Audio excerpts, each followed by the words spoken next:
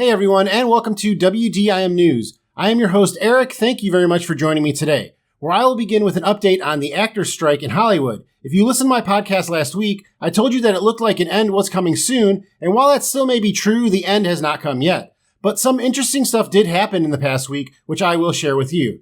Not necessarily because of the strike, but a series that I really enjoy was formally canceled this past week, and fans were told that the upcoming season will be its last. Also, there were 2 new trailers released online, one for a new series and one for a movie that I thought looked really cool. I want to talk about those to see what you think. Then finally, I will end with not 1, but 2 season-long reviews of series that just ended. First, I want to talk about the first season of Gen V, the spinoff from The Boys, and then I will talk about the 4th season of the series Star Trek Lower Decks. But before I do, I just want to remind you to hit that like button to help support the work that I do. Also, you may or may not have noticed that this is the first week that I'm releasing this podcast on a new channel. So if you've not yet subscribed, please make sure that you do so you don't miss out on any future podcasts. All right, so let's dive right into the strike update. Now, every week I've been trying to give you an update on the strike, and last week it really did seem to me that the strike would be over soon because it seemed very similar to what happened right before the writer's strike ended. So when they come out and say, we only have a few things to iron out, that's usually when the end is near. But after a week, we still don't have an ending to the strike. But on Saturday, November 4th, the SAG union received an offer from the producers, which they called their last best offer. The so-called best and final language used is exactly what the studio said to the writers' union in the final days of what were ultimately successful negotiations with them in late September. But this story I got is from Deadline, and they did say that the package from the studios is set to include, but is not limited to, the highest wage increase in 40 years and a 100% increase in performance compensation bonuses for high-budget streaming series and movies. There are also some full AI protection in there, and the last measure is supposed to go a long way to what SAG wanted, according to an industry vet. So this does sound like they are coming towards an end, but even though we expected something to happen this week, and even as soon as last Sunday night, here we are a full week later and nothing has happened. So that's kind of good and kind of bad because you start to wonder, why haven't they signed yet? Is something bad going to happen? Because if this was all good, then you would think they would have signed on the dotted line so they could get back to work. So this offer came to the SAG Actors Union after they presented the producers with an offer earlier in the week. And the feeling has been since last weekend that a deal is imminent. However, nothing has been agreed to officially yet. If the SAG union rejects the offer from the producers, it is very possible that neither side will return to the bargaining table until 2024. And I talked about this in prior podcasts, that the whole reason that they're trying to get something done right now and this week is because of the holiday film season. Everybody goes out to see movies in December, and a lot of big budget movies are released during that time too. So the producers want to get the actors back so they can promote those movies, which they can't do now. And if a deal doesn't get done now, then they're going to have to pull more movies from the holiday season and release them in 2024. So if something doesn't get done soon, then the producers really have no incentive to make a deal now. They probably just wait out the actors until 2024 and maybe get a better deal with them there if the actors are a little bit more broke from not working for, 2 or 3 months longer. This strike has already gone 115 days, and the latest economic estimates are that California has taken a $6.5 billion hit from these strikes and shutdowns, with more than 45,000 entertainment industry jobs lost. So already there's been a huge impact, not to mention all the productions that have stopped and all the delays that have happened from different movies and different series. This has just been a huge money waste on both sides. So you would expect that they want to get back to work and get back to making a lot of money, but it doesn't seem like, anything has happened yet. But again, I record these on Sunday, so by the time you're listening to this podcast, there may be an update because it seems like something is going to happen in the next 24 hours. Either a deal is going to get made or the latest proposal is going to get rejected. And then, like I said, it's going to be radio silence until 2024, which would stink because that means a lot more things would be delayed, a lot more people would lose money, and a lot more people would just lose their jobs. So I hope that something does get done in the next 24 hours. And by the time that you're listening to this podcast, I hope that there's a news story out there that says that the strike is over. But either way, I will continue to update you on what is going on. So let me know in the comments, what do you think of this update? I know it's kind of the same as that I had last week, but at least we know that something's going to happen in the next 24, maybe 48 hours. I don't think that this will go past Tuesday. I think that by Tuesday, the actors and the producers will let us know what is going to happen. And then, either everything is going to go back to normal or we're going to have to wait a lot longer to watch the things that we want to watch. But let me know in the comments, what do you think about this update? And are you optimistic that the strike will be done soon? So now let's go on to some more bad news. And this story comes to us from the Hollywood Reporter. And they are confirming that the series Superman and Lois will end with its upcoming 4th season. Now, this isn't a huge surprise. And that's why I said at the beginning that this probably had nothing to do with the strike. This has more to do with the CW getting completely reworked and bought out by another company. And they're totally changing their programming style. And it is just because Superman and Lois was so popular that it's even getting a 4th season. Like every other series that the CW had before 2023 has been canceled. And I think maybe there's one other series that's getting another season besides Superman and Lois. But it's really too bad because I think Superman and Lois is a great series. Last season was really, really good too. I don't want to spoil it for you in case, you haven't watched it yet and you might see it. They go into a very realistic issue that families have to deal with.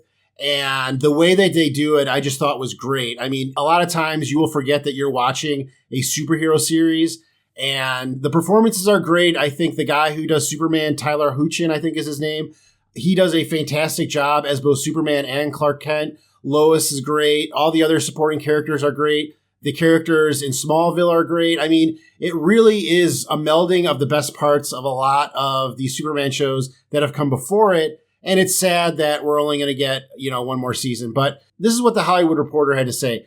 The Nexstar-backed broadcast network announced on Thursday that the upcoming 4th season of the DC Comics drama from executive producer Greg Berlanti will be its final run. The 10-episode final season, starring Tyler Hoechlin and Elizabeth Tulik, will air sometime in 2024. For the 4th season, the series had already let go most of the cast that were not the Kents, cut the number of writers currently employed, and has reduced its budget by focusing more on family and less on action scenes that require expensive visual effects. It seems like this season, the Kents will go back to Metropolis. The series began with the Kents moving out of Metropolis and starting a new life in Smallville. But like I said, they already cut most of the cast, or I think all the cast of the characters that lived in Smallville. So it seems like they're just returning them to Metropolis and maybe getting, a new cast that they don't have to pay as much because they won't be returning cast members. And we all know that in the 4th season, returning cast members, I think, get their highest pay raise, which is why a lot of series end around the 4th season. So because of that, and because of all the cutbacks that this series has had to endure, especially, the fact that it's only 10 episodes. In the past, it ran like a normal syndicated series with close to 20 episodes or somewhere around there. So the fact that it's only getting 10 episodes is really kind of a letdown too. But the main cast is really good. They've even replaced one of the sons. In this series, Superman and Lois have twin boys, and one of the actors left after the 2nd season, and they replaced him. And I thought the actor that played, I think it's Jonathan Kent, in the 3rd season, did a way better job. I liked him a lot better than the first guy. I will say that there was a plot line where they met like the evil versions of themselves from like a Bizarro world. And when they did that, I thought that actor did a really good job as like the bad Jonathan or like a bad Superboy or whatever. I thought that fit that actor really well. But just playing like a normal kid, I don't know. I didn't buy him as much as the other brother. And this new actor, I think, does a lot better job. Again, it's sad to say that this series will be ending, but it's not really that much of a surprise either because of all the upheaval at the network, as well as the upheaval in the DC film universe. This decision does conclude the superhero drama that came from producers Warner Brothers TV and is clearing the decks of its DC Comics shows that fall outside of the universe currently being constructed by James Gunn. So this is the last of the Arrowverse series that started with the show Arrow, which I don't even know when that show first came out. It had to be like 10, 15 years ago. And of course, James Gunn has taken over like the DC film universe, and he's completely starting from scratch pretty much after The Flash was a huge bomb, and it looks like Aquaman 2 is going to be a bomb too. And they're also creating new series. I think Peacemaker is going to continue, but there are a few other new series that are going to come out.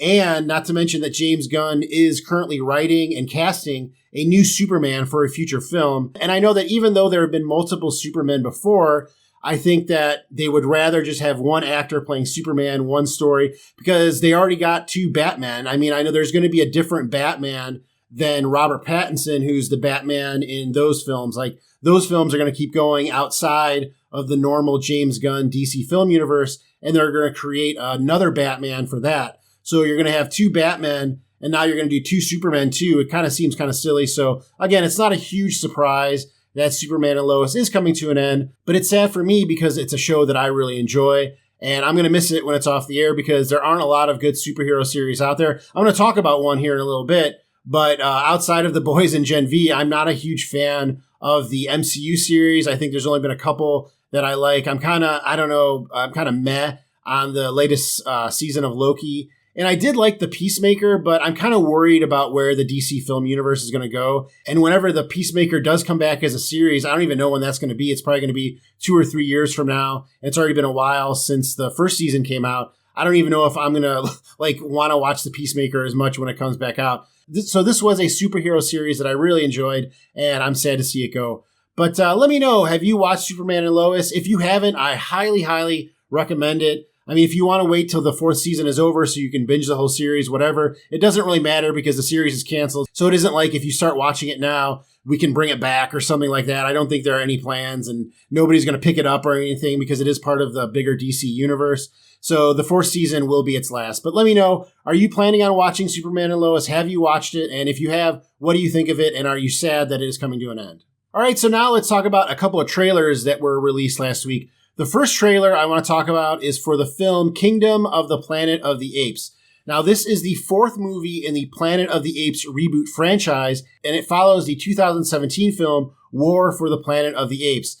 That film, if you don't remember it, it was Woody Harrelson was kind of the bad guy in it, and mainly the star of those first 3 movies was Andy Serkis, who played the chimpanzee Caesar in motion capture. And spoiler alert, at the end of the 3rd movie, that character dies. So these movies, or this movie, I guess, will start a new trilogy that I believe is creating the universe shown in the original 1968 Planet of the Apes film. So in that movie, Charlton Heston went into space and then actually went into the future and came back to an Earth that was overrun by apes, and nothing looked familiar to him until he saw the bust of the Statue of Liberty. And these films are all building up to that. So if you remember in the first movie, which I believe was called Rise of the Planet of the Apes, that's the one that had James Franco in it, there is a news story that if you blink and you miss it, you won't see, about the ship that Charlton Heston's character is in the Planet of the Apes film from 1968. There's a story on a news channel about that spaceship being launched into space. So again, this is all happening while that character is out in space, and eventually they're going to have a movie where they recast that character and he comes down and they redo Planet of the Apes. So I think that's a really cool concept. I've liked most of these films. I've probably liked each one less.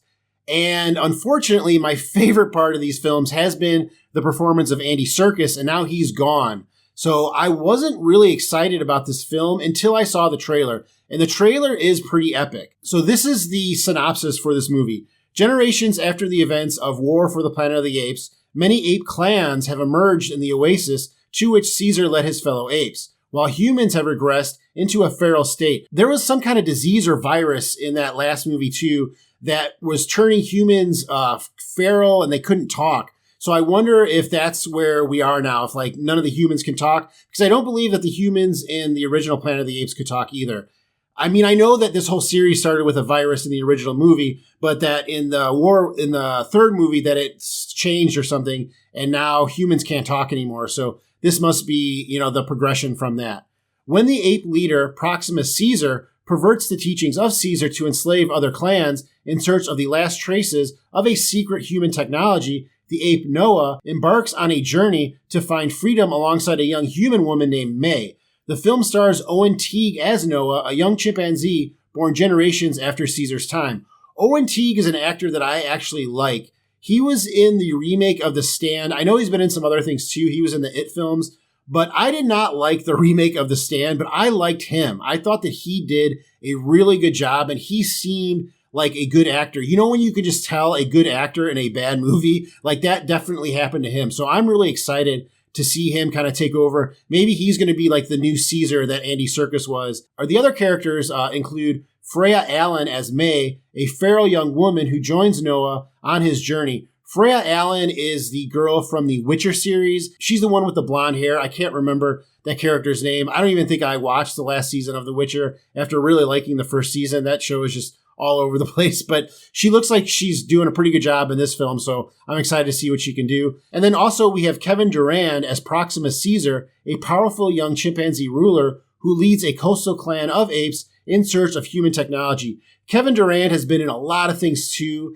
He was in Smokin' Aces. That's the first thing I remember him in. He was one of the Nazi brothers. He was the big one. He's also been in like the X-Men movies. He's been in a lot of stuff. He was in Legion, but he's this really tall guy, a real big guy. So he's doing the motion capture, I'm sure, for this Proximus Caesar character. And I believe that we see the character very briefly in the trailer as well. And it looks really cool. Like it almost looks like Planet of the Apes meets Mad Max. Like everything is kind of, you can recognize it, but nature has taken over. So it looks really cool. And the trailer makes it clear that apes have taken over the earth and humans are now hunted like animals. We see apes actually hunt humans in one part of the trailer, which again is kind of how the class society works in the original Planet of the Apes film that was released in the 60s.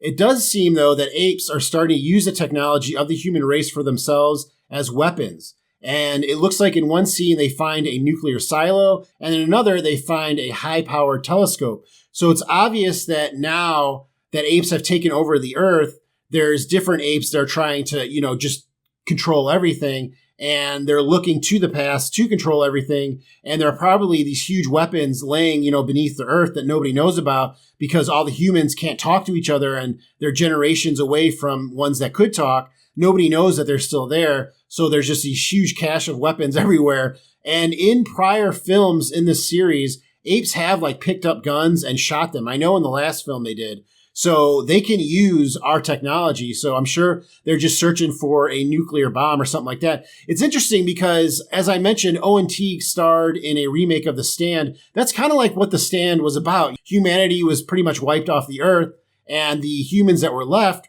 were looking for nuclear weaponry to control whoever was left. So it's kind of ironic that Owen Teague starred in The Stand and now he's in this film. The way the world looks, or the way the earth looks or whatever, it does seem like we are pretty close to the point where the movie Planet of the Apes takes place. So I wonder if there's only going to be one more movie before they just remake Planet of the Apes. Like if Planet of the Apes will be the third movie in this new trilogy. Because like I said, this is already set generations after the first trilogy. And the earth does look exactly like it did in that movie. And even the humans are dressed in the same kind of clothing that the humans were dressed in the movie from the 60s. So I really think that we're coming to that time really soon. And that'll be really cool because that'll be the culmination of all these movies. And the fact that they're tying it way back in to a movie that came out, 40 years ago or whatever, I think it's pretty cool. Just the fact that they've been able to make all these movies and they're CGI based and all that, I think is pretty cool too. Kingdom of the Planet of the Apes is scheduled to be released by 20th Century Studios in the United States on May 24th, 2024. Again, this could change if the strike does not get solved in the next week and they know that they're going to go into 2024 before getting a resolution. This could be one of the movies that is moved, and instead of being in May, it could be in September and all the way to December. So again, hopefully the strike gets resolved, but as it stands right now, Kingdom of the Planet of the Apes is scheduled to be released on May 24th, 2024. I will put a link to the trailer in the description of this video if you'd like to check it out. But yeah, check it out. Let me know. Are you a fan of this series? I am. I think this is super cool. I love what they've done with the CGI, and I look forward to seeing, where this kind of goes. I'm already 3 movies invested, so I do want to see how this ends up, and I will be seeing this movie in the theaters. It looks like a theater movie. But let me know, are you excited for this movie? Have you seen the other movies in the series? And what do you think of the trailer? So the next trailer I want to talk about is for the series Echo. Echo is a little-known Marvel character that first appeared in the series Hawkeye, and she's really interesting because she is physically handicapped. She has a prosthesis on her leg, and she's also deaf.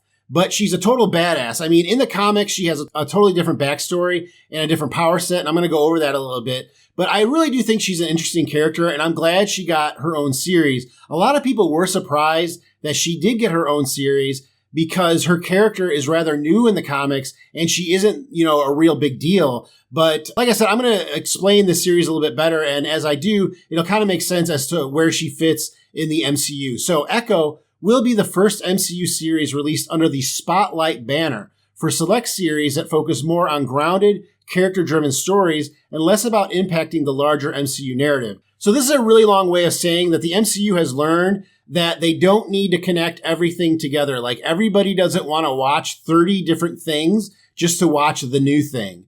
And they're going to take these new series under the Spotlight banner and kind of make them stand alone, but exist in the larger MCU narrative. I think Moon Knight was a series that already came out that fits perfect into this Spotlight banner. It is character focused. It doesn't have to do with everything that's going on in the rest of the MCU. The worst part of the MCU is that when you have these scenes and even these whole characters that are put into other movies just so they can connect to a larger narrative. I said it time and time again, it's so hard to create a story when you've got notes from a producer or another, writer or something like that, where it's like, I don't really care what you do with your movie, but we have to get here, here, and here because these characters have to do this, this, and this over the next 5 years. It's really hard to create something when you're, trying to incorporate all those things into one. So I'm glad that the MCU is taking a step back and saying we can create stuff using these characters and the audience doesn't need to watch 20 things before they watch this new thing.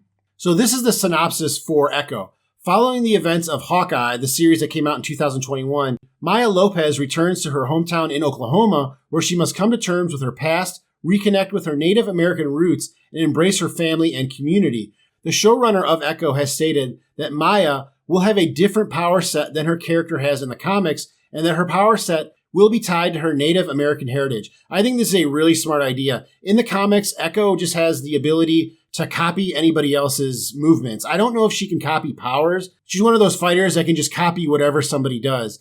And in the series Hawkeye, it's not really clear what she's able to do. She's just a badass that's beating people up all over the place, but it's never really stated that her powers are the same as they were in the comics. And I also like that they're tying it to her Native American roots. I don't know that the MCU has a lot of Native American characters, so it would be cool to see one and to, like I said, have, something about her past be a part of her power set. And it looks like that's the way that they're going with this character.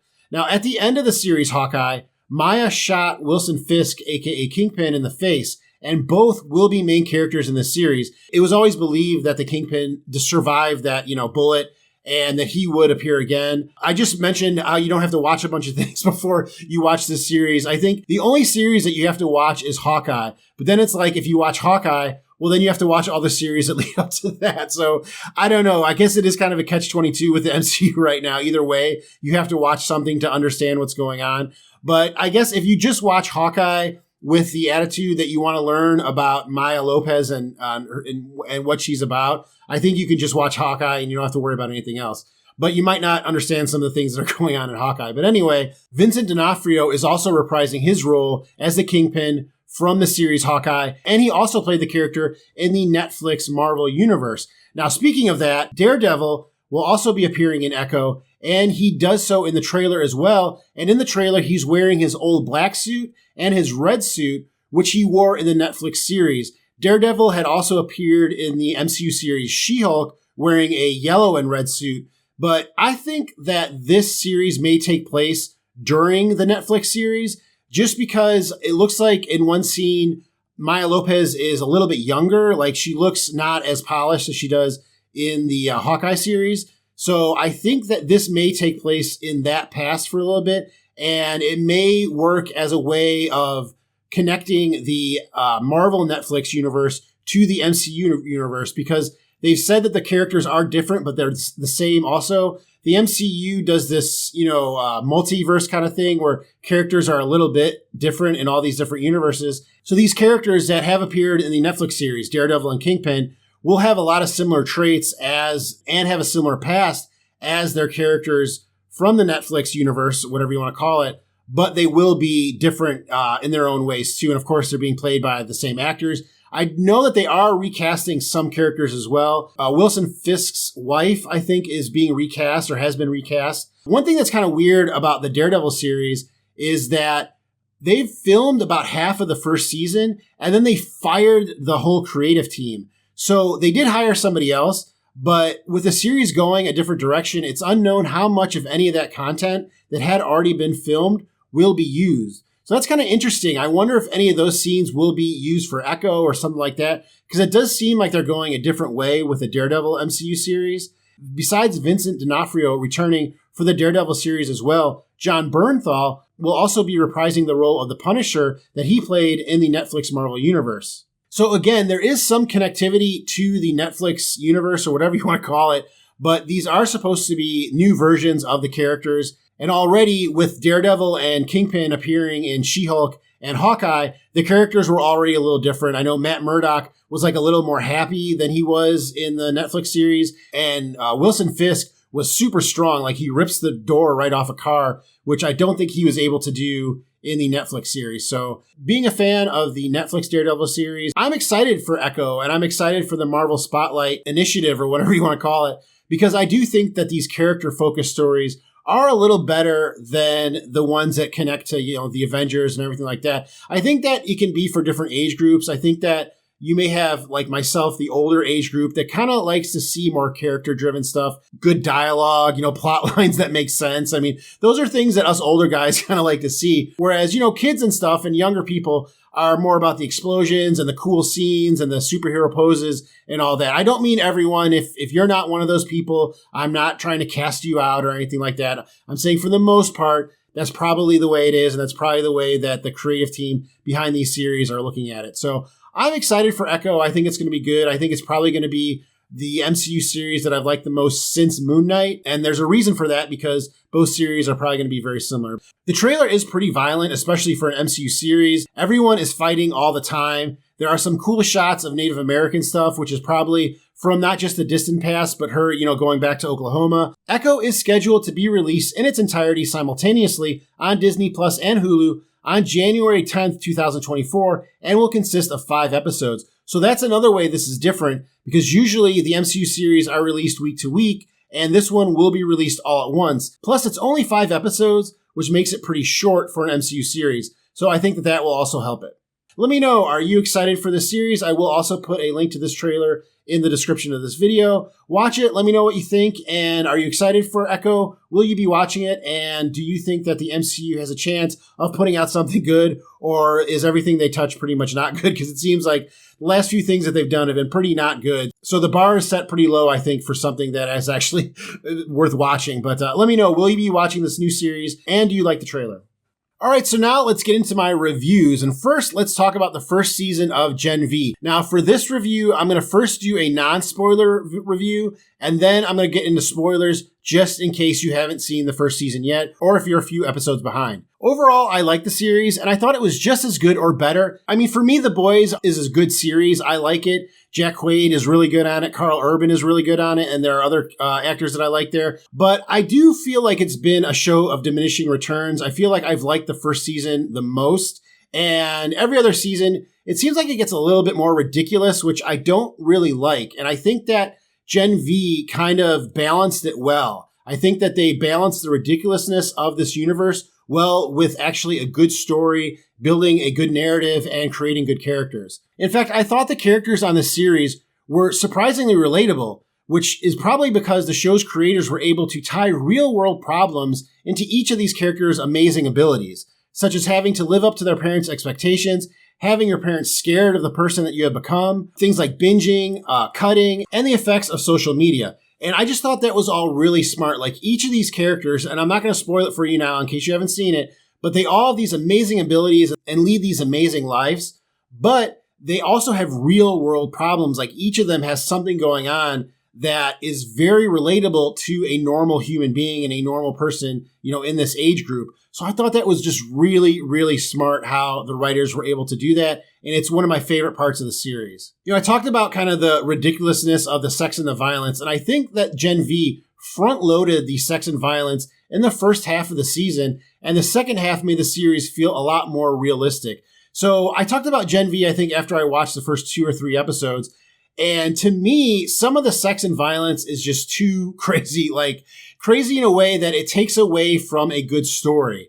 And I don't mind, like, I'm not like turned away from blood or anything like that, but things just get so crazy. It almost takes away from the realness of the situation. I talked about a scene early in the season where a character is trying to get away from these other characters. And to do this, a character with powers does this really intricate sexual kind of thing. I can't really describe it without going into spoilers, but they didn't have to do that. They could have just said, like, go to sleep, and the person who was trying to get away would have got away. But they go into this really, really long, like, really weird thing. And it just seems silly to me. And I think that this is because The Boys has created this expectation with much of their fan base of having the craziest scenes of any series. And there are definitely some crazy things that happen in Gen V, but I think most were deliberately put towards the front half of the first season to pacify that appetite, which I think is really smart because you want the people who watch The Boys to be into this spin-off series.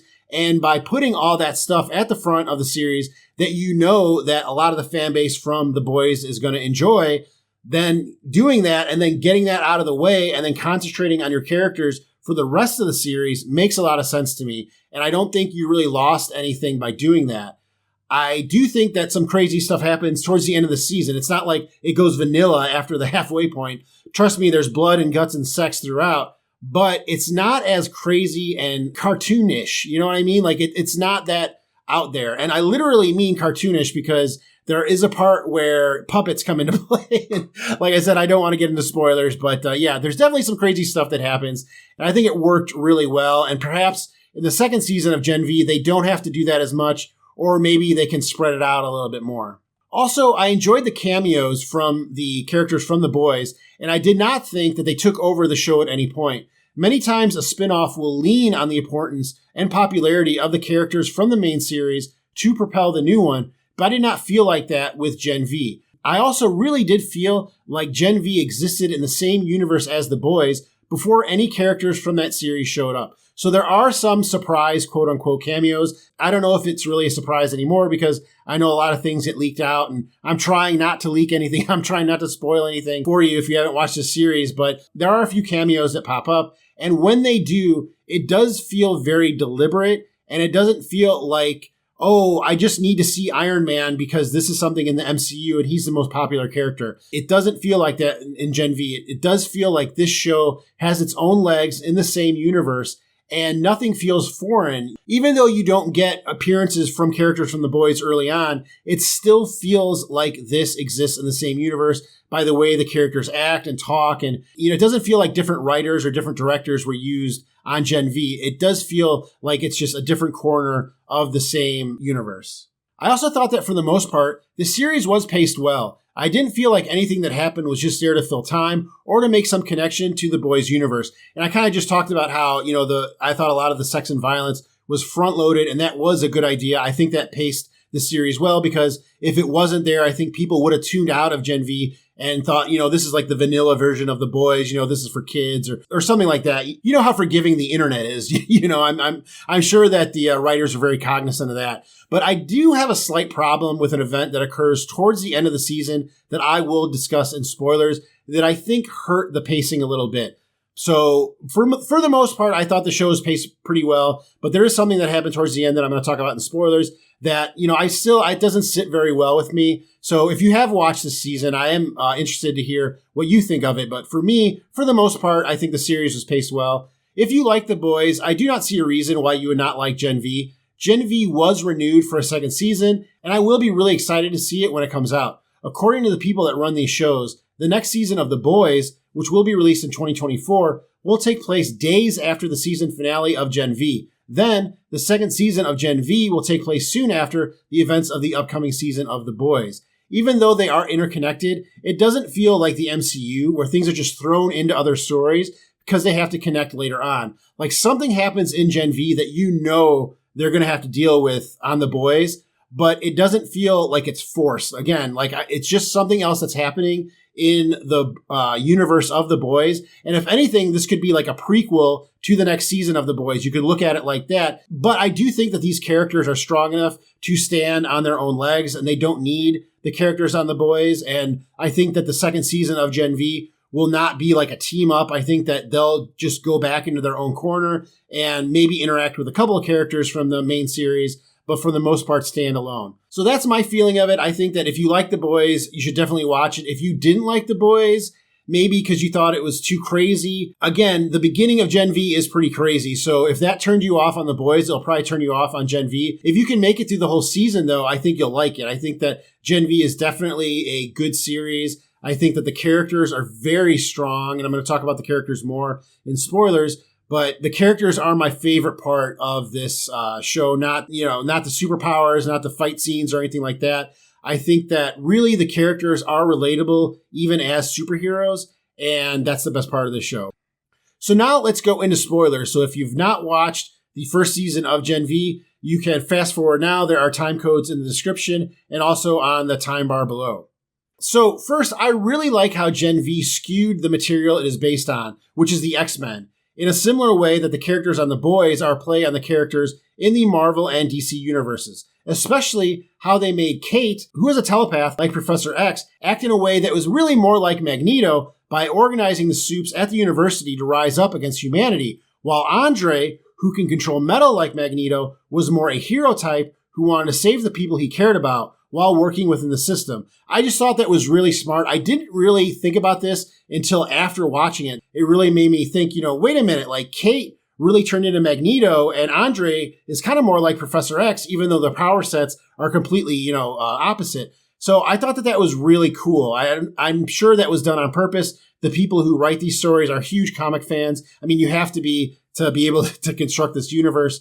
And I just thought that was really smart and really made me like the show even more after I had been done watching it for a few hours. When I realized that, I was just like, wow, that's really smart. My only problem with this series was the heel turn that the characters Kate and Sam ended up taking. Because while both characters were messed up and manipulated by their families and the university, both showed the ability to be caring as well. My main issue is the scene in which Kate kills the dean of students. I think her name is Shetty, because in the scene that preceded it, it appeared that Kate had decided to spare her, but then when the rest of the Scooby Gang arrives, she has taken over the dean's mind and makes her admit everything and then kill herself.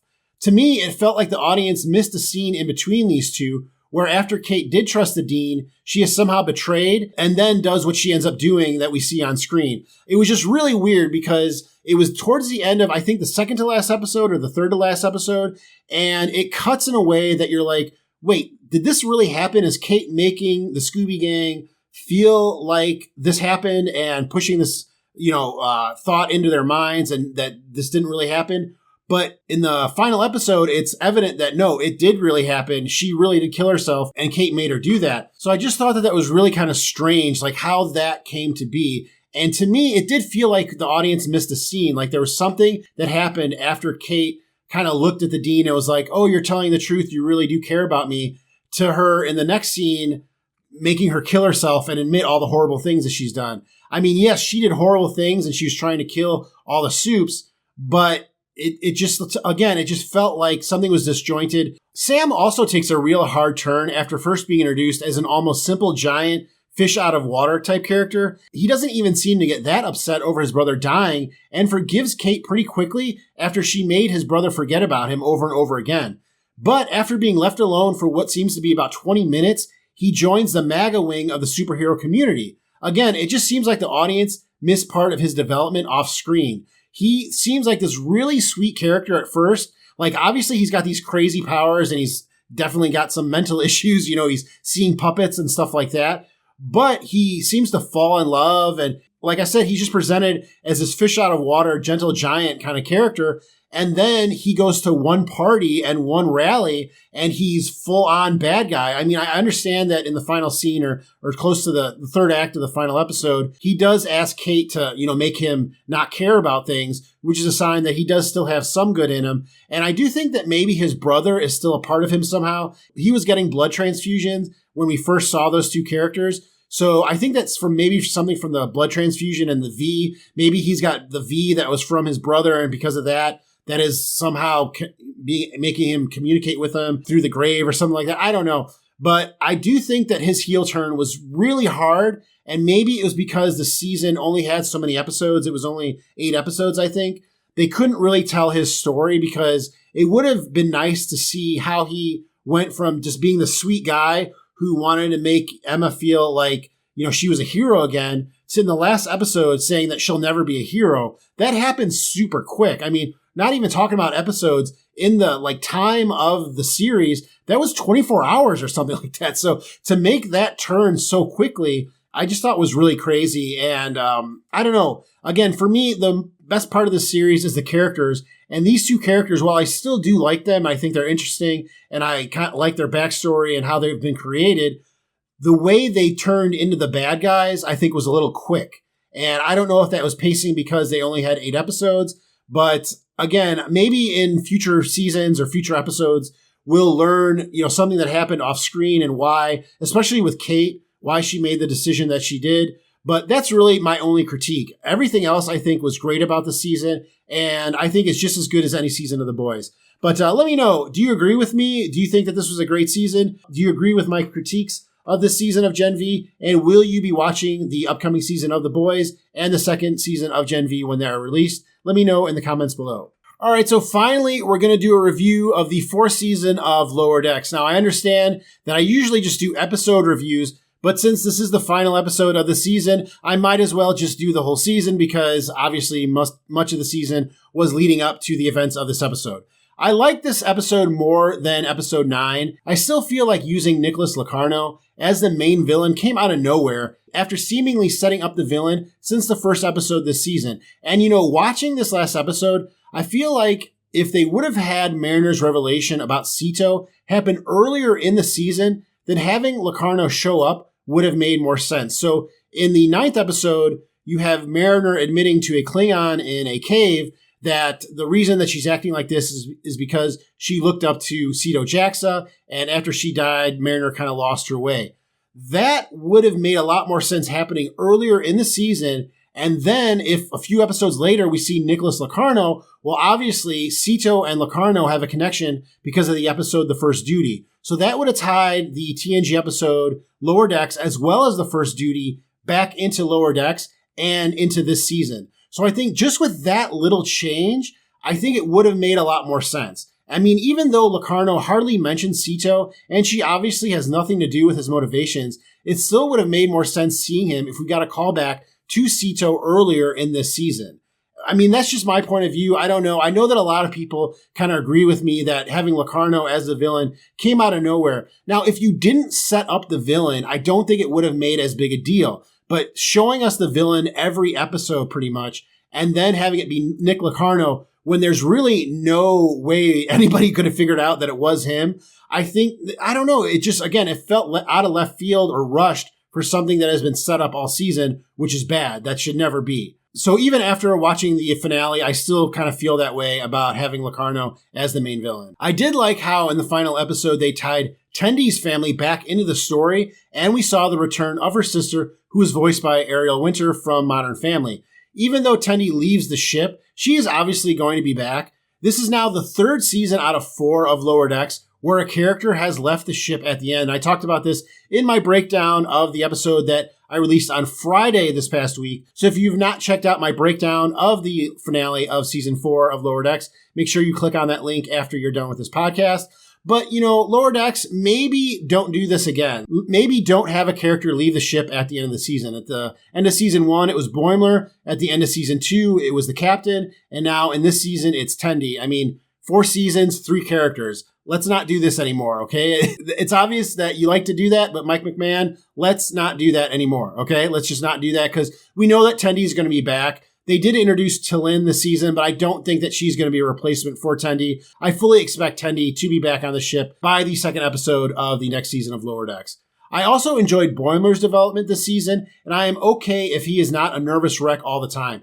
The crossover episode with Strange New Worlds, I think, showed a perfect balance for the character Boimler, where he can be a nerd and kind of like all over the place, but he can also be counted on when he is needed. And to me, Boimler is starting to develop into like a Michael Scott-like character. Michael Scott is a character from the American sitcom The Office. If you've never watched that show, Michael Scott at first is a character that seems completely inept and he's stupid and he says the dumbest stuff, and he's racist, and he just does everything wrong. But somehow he is the branch manager. He's at a very high position in an occupation, and you're sitting there like, how is this guy a manager? Like, he's a complete idiot. And then as the series The Office goes on, you get these little scenes where Michael Scott just does amazing things. Like, he's this great salesman. He can, be a good resolution solver and stuff like that. So he is actually qualified for the position. You just don't always see it. And I think that Boimler is kind of developing into like a Michael Scott.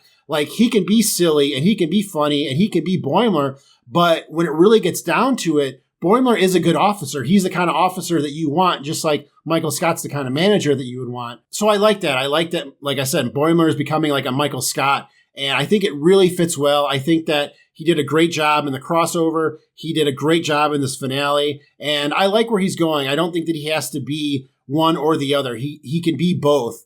And Jack Quaid, of course, is a great actor. And he's doing a great job doing the voice acting for Boimler on Lower Decks. And then the fourth Lower Decker, Rutherford, even though he wasn't a big part of the finale, you got to remember that he was in the third season. He was one of the main, cogs in the finale of the third season. So it makes sense for him to take a back seat to the other three this season. It will be interesting to see how Rutherford changes without Tendi around. That's why I think Tendi may come back in the second episode of the next season of Lower Decks, because it would be nice to get one episode with Rutherford without Tendi to see what happens with his character. I think that would be really interesting, and that would be something that the audience would want to see too. So I would expect that in the first episode of the next season of Lower Decks, it will be Rutherford focused, and it will be about him trying to, make it through the day without his best friend Tendi there, and him becoming his own person outside of her. But all in all, I feel about this season of Lower Decks kind of like I feel about many seasons of Star Trek Discovery. What I mean is that there were some episodes that were real standouts,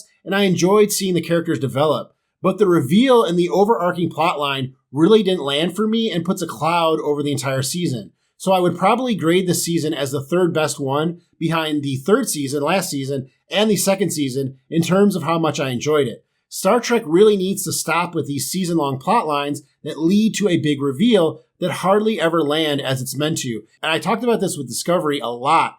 I really do not like when Star Trek does these overarching plot lines because they never seem to stick the landing. Strange New Worlds has learned from this, and while they do these like overarching storylines, it's not this thing where you're trying to figure out like who's the villain going to be, because it never lands, and it didn't land this season. Even bringing back Robert Duncan McNeil as Nick Locarno, which you would think, wow, that's crazy, it kind of got screwed up because the way it was handled in this season. If he was just brought back for one episode, I think that fans would have liked it a lot more than him being the main villain this season. So I just think Star Trek needs to stop doing these season-long plot lines because the reveals never land. So let's just not do that anymore, guys. Let's just agree that doesn't work and go with what Star Trek Strange New World is doing and, have an epic finale, but don't have this, what is this reveal going to be? Who is the bad guy? Because it never turns out, the way you want it to.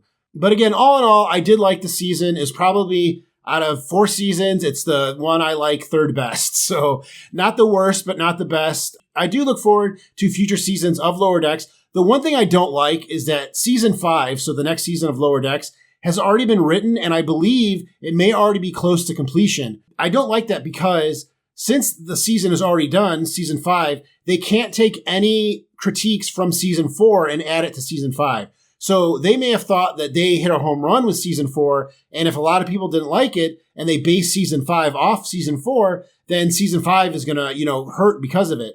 So I just don't like that. I would rather have, people be able to take in the 4th season, give their reviews, give their interpretations of it, and then have the writers take that information and think about that before going into the 5th season, because now all we can affect is a possible 6th season, which this show might not even get. So again, I wish they wouldn't have done it that way, but here we are. But I still am a fan of Lower Decks, even if the end of the season didn't really do it for me. I did like many of the episodes this season, and I thought the first half of the season was pretty strong. But that's just my opinion. What did you think of this 4th season of Lower Decks? Do you agree with me? Do you disagree with me? Do you think that I'm right about that they shouldn't be doing a future season before the current season is over? Let me know in the comments below. Well, that is everything I have for this week, but let me know in the comments if I missed anything. Thank you once again for joining me. Please don't forget to hit that like button before you go, and I will see you next time on What Did I Miss?